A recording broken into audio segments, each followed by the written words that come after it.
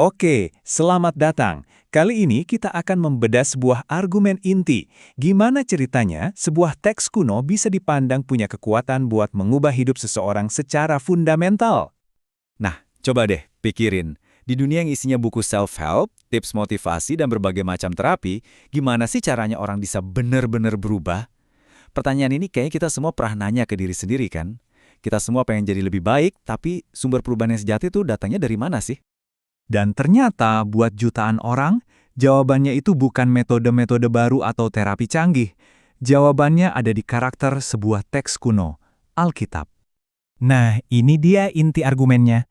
Kalau kita percaya kitab suci itu wahyu Tuhan yang sempurna dan nggak ada salahnya sama sekali, ya kita bakal tunduk sama isinya. Jadi bagi kalangan Kristen konservatif, Alkitab itu bukan sekedar buku panduan. Ini adalah satu-satunya aturan utama buat iman dan praktik hidup mereka. Terus apa dong yang bikin teks ini spesial banget menurut pandangan ini?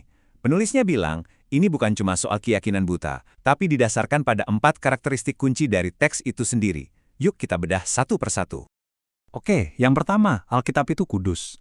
Tapi, tunggu dulu. Kata kudus di sini tuh punya arti yang spesifik banget, bukan cuma sekedar suci biasa. Nah, buat ngerti maksudnya, kita mesti lihat ke bahasa aslinya, bahasa Yunani. Di situ ada 2 kata berbeda yang sama-sama diterjemahin jadi kudus. Dan perbedaannya ini krusial banget. Coba lihat perbandingannya. Ada kata hieros, ini tuh nunjuk ke benda atau tempat suci, kayak kuil gitu. Tapi ada juga hagios, nah ini beda. Ini nunjuk ke pribadi, seseorang yang dipisahkan khusus buat tujuan Tuhan. Jadi, hagios itu lebih ke karakter internal, bukan status dari luar. Jadi intinya gini, Alkitab itu dianggap kudus dalam artian hieros sebagai objek suci karena Alkitab punya hubungan unik sama Tuhan yang kudus dalam artian hagios. Kekudusannya itu datang langsung dari sumbernya, yaitu Tuhan sendiri. Oke, kita lanjut ke poin kedua. Setelah kudus, Alkitab juga dianggap mampu. Maksudnya apa nih mampu? Jadi, kemampuannya ini bukan sembarangan.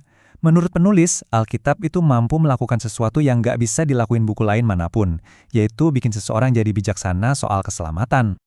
Begini cara kerjanya. Roh Kudus melalui kitab suci membawa orang buat percaya sama Kristus. Terus, dia juga yang ngebentuk mereka jadi pribadi yang dia mau. Artinya, Alkitab itu bukan buku pasif, tapi alat yang aktif dan punya kuasa buat ngubah hidup kita.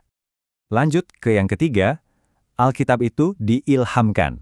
Nah, kata ini sering banget disalahpahami. Begitu dengar diilhamkan atau terinspirasi, pikiran kita langsung kemana-mana, kan? Ini bukan berarti penulisnya itu kayak seniman yang lagi dapat inspirasi gitu ya. Bukan. Sumber yang kita bahas ini nunjuk ke arti yang jauh lebih harfiah dan fundamental. Nih, lihat definisinya. Kata Yunaninya itu theopneustos. Kalau dipecah, artinya secara harfiah adalah dinafaskan oleh Allah. God breathe. Jadi, ini bukan sekedar ide, tapi kata-katanya itu sendiri yang dianggap berasal langsung dari nafas Tuhan. Biar kebayang, penulisnya ngasih sebuah cerita ilustrasi yang keren banget buat ngejelasin apa artinya dinafaskan oleh Allah ini. Coba kita simak ceritanya. Jadi, ada misionaris nulis surat, isinya ada permintaan buat hari Kamis. Nah, surat ini dibacain sama sekretarisnya yang nggak bisa baca, tapi dia salah. Dia malah bilang, Rabu. Terus misionarisnya ngejelasin, yang saya tulis di kertas itu hari Kamis, otoritasnya ada di tulisan asli si misionaris. Nah, cerita ini pas banget buat jadi gambaran. Kata-kata di Alkitab itu dipandang sebagai firman Tuhan, seolah-olah Tuhan sendiri yang ngucapin langsung. Meskipun ada penulis manusia sebagai perantara, otoritas penuhnya ada di kata-kata itu sendiri. Oke, kita sampai ke karakteristik yang keempat dan terakhir, Alkitab itu bermanfaat. Ini tentang gunanya, tentang aplikasi praktisnya. Bermanfaat itu kan artinya berguna ya, tapi berguna buat apa? Nah, ternyata ini bukan berguna buat sembarang hal. Menurut penulis, Alkitab itu bermanfaat untuk tujuan-tujuan yang udah Tuhan tetapkan. Apa aja tuh? Buat ngajar, buat negur kesalahan, buat ngelatih kita hidup dalam kebenaran. Tujuannya juga untuk penginjilan, untuk membangun iman, dan ujung-ujungnya untuk mengubah hidup. Tapi, ada peringatan penting nih.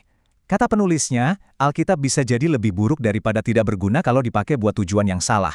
Istilahnya, memutarbalikan. Ini terjadi kalau kita pakai ayat-ayatnya buat hal-hal yang sebenarnya nggak dimaksudkan oleh teks itu sendiri. Jadi, kalau kita gabungin semuanya, keempat karakteristik ini, kudus, mampu, diilhamkan, dan bermanfaat, inilah yang menurut pandangan ini menjadikan Alkitab sebagai agen yang unik untuk sebuah proses perubahan yang sakral. Dan ini ninggalin kita sama satu pertanyaan besar kan?